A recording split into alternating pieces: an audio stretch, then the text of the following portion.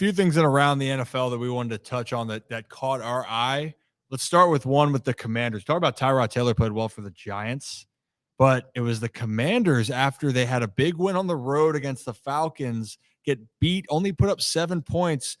And one of their star players on the defensive side, Jonathan Allen, did not mince words, when he talked about what happened in that game. And that was a big moment. Being 4-3 is way different than being 3-4. And we have that clip for you right here. Yeah. Evaluation like after a loss like that? They whooped our ass, plain and simple. Got to be better. Anything they did that surprised you guys early on? No, I wouldn't say so. I think it's just a lack of focus on our part, a lack of attention to detail, not starting fast, and creating holes that are too big for us to overcome in the second half. Does it get frustrating when that seems? Yes, it does. I'm fucking tired of this shit. Fucking tired of this bullshit. It's been 7 fucking years of the same shit. Tired of this shit.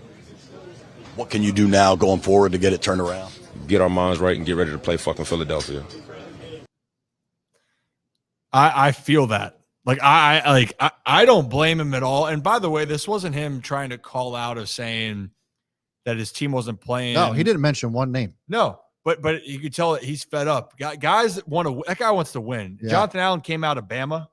Yeah. Right? Oh yeah, he don't lose. That's a lot of that. He went from winning a lot to an organization that's had so much turmoil. Yeah, shit's frustrating. You could say it's a job for a lot of guys, but you can hear it in his voice. And to be honest, though, that's a really brutal loss for the Commanders because now you have to play Philly because if you lose that game now, it's another divisional loss, and that puts you at 3-5 halfway through the season. Yep.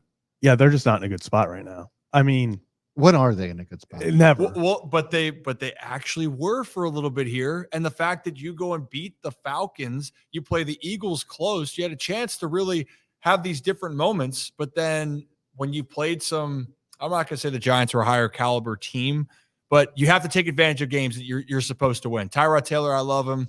I hope that he does well, but they were down their starting quarterback and you put up 7 points.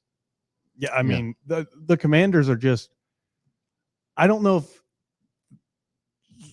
I don't want to say they're too committed to going with Sam Howell because I think he's got talent, but I think in a lot of ways, the Commanders are stuck in that middle ground of they're trying not to rebuild, but they're trying to, they don't have a team that can win. Yeah, you just got a clean house at this point. Yeah. Get rid of everybody.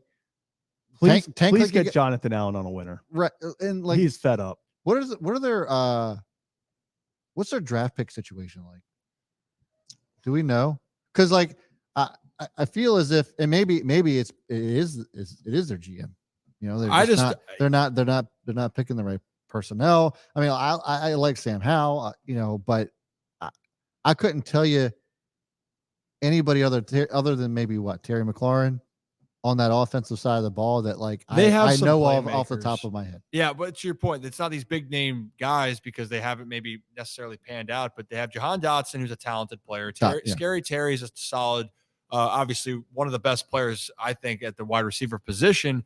Brian Robinson, Antonio Gibson, their offensive line is not very solid. That's been a problem for them. But to be honest, when you're looking at the games, their defense didn't show up against Chicago. You could talk about their offense. They're not playing a complete game. And Ron Rivera, even though he was a great guy to be that stabilizing figure with so many issues going on, that's where it's going to go back to. Is he going to be the guy that takes his team over the hump? And this is honestly with a new new ownership. You're going to find out where they're going to lie or where things lay with him as you move forward. Look, I mean, you can have the best coach, but if you don't have the talent, it doesn't fucking matter. But I don't think they have the talent there to do anything with the division, with and go anywhere in the playoffs, even if they get that far. I just don't think the talent's there yet. And like I said, coaching is only going to take you so far. If you don't have the talent, you're not going to go anywhere. But wasn't their defense supposed to be their full strong suit? Yeah, especially that defensive line. And if you're talking about opponents points per game, Washington is allowing 27 points a game. Yeah, that's 27. And I know Chase Young was trying for context, I think the Dolphins are allowing 26 points a game. But at the same time, when they're put putting up a million points, whatever it was. They're probably still like 30 points a game. The Dolphins. Yeah. And the other part of it too, you want to stop. They have a really good front seven. They're allowing 125 rushing yards on the season. That's what I wanted to look up. 125 on the ground, and that puts you at 22nd in the league. Yeah. So it's just not complete football, and that's been the biggest part. But I get it. For anyone that's saying for Jonathan Allen, hey, he wants to win. I don't blame anyone for one. He didn't throw anybody under the bus. He said, we got to be better. I'm sick and tired of this shit.